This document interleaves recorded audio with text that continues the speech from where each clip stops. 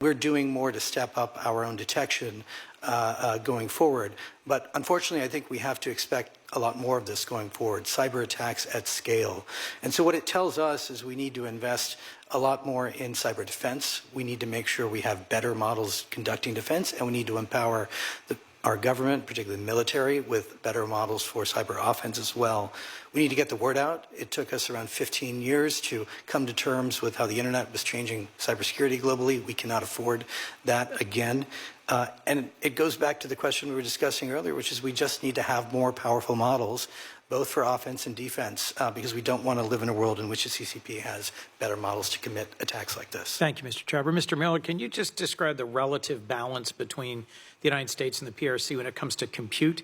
Am I correct in understanding Secretary Lutnick's testimony earlier this year that China will produce roughly 200,000 of the most advanced AI chips, not even enough to feed their own data centers, let alone flood the global market?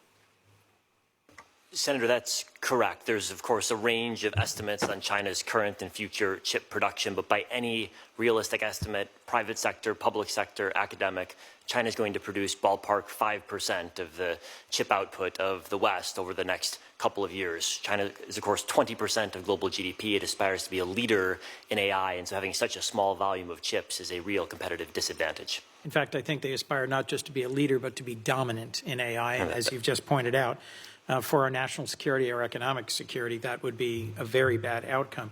The Trump administration has reportedly considered selling advanced H200 chips to China, and we know Blackwells were discussed in the advance of the recent Xi-Trump meeting in South Korea.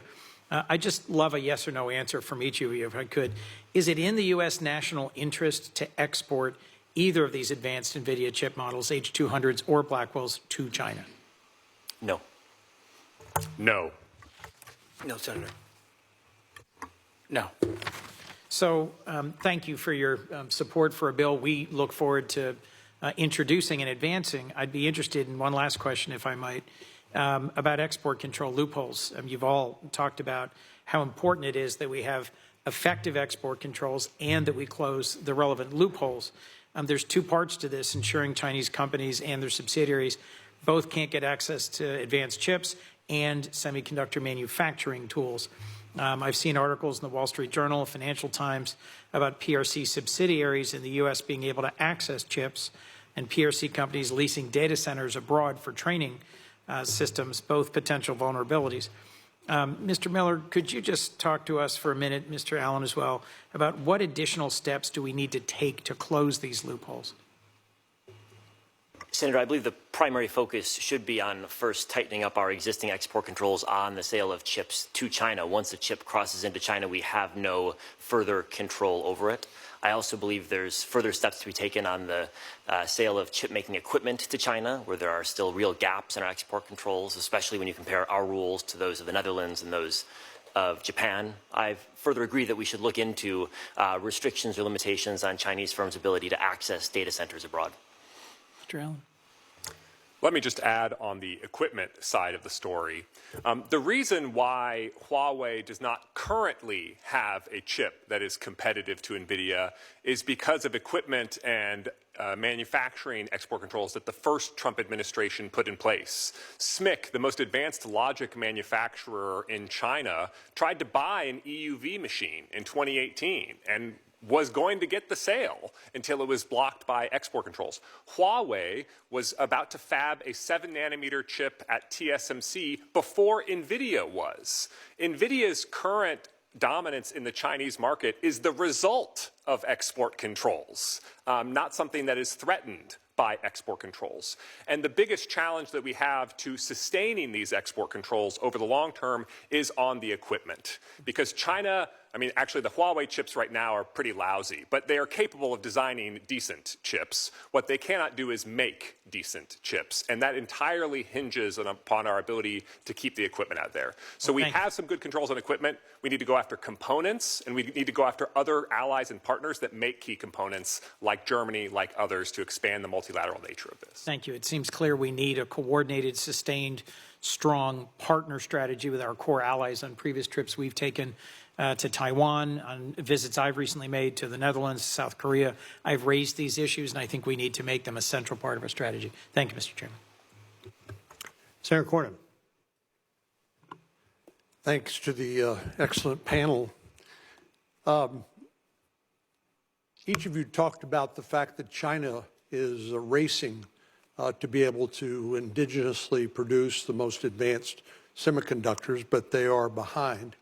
Mr. Miller, Dr. Miller, I know that you've written extensively on this topic, but what percentage of the advanced semiconductors are currently being manufactured in the United States?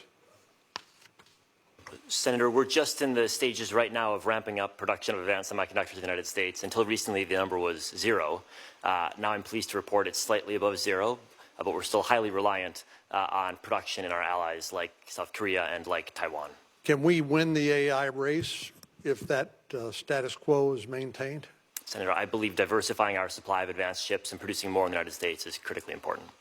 And this gets me to the problems we have of building things in America, and things like permitting problems, environmental reviews, challenges about our workforce. For example, I was in Abilene, Texas a few weeks ago, where 6,000 construction workers are building one of the largest data centers in the world, at least for now. Seems like a lot of competition, a lot of people trying to build data centers to even outstrip and larger than that. But Dr. Miller, you also mentioned the impact of brain power. It made me think about a book I read years ago by Richard Rhodes called The Making of the Atomic Bomb. The reason why the United States beat Germany in developing the atomic bomb is because of immigrants from Germany, Jewish immigrants who came to the United States fleeing anti-Semitism and the Nazi regime in Germany. Can you talk about the importance of legal immigration in terms of developing that brain power, supplementing what we're able to do here domestically? Thank you, Senator, for that question. I believe America has a 250-year-long tradition of attracting the world's smartest minds and putting them to work in our country. The history of the chip industry has been built by attracting those smartest minds from the earliest chip companies up to the present.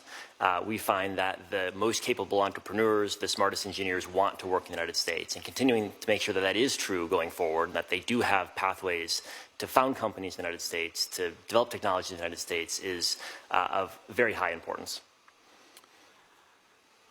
Mr. Chopra, you, I believe, are prepared to speak about what the United States can do to expedite our ability to build manufacturing facilities here in the United States. I know, we're like Europe, who woke up one day after Putin invaded Ukraine and said, "Oh my gosh, we're almost entirely dependent on Russian energy." And of course, it takes a while to change that. Same thing, I think, applies here to advanced semiconductor manufacturing, where we were almost wholly dependent on Asia.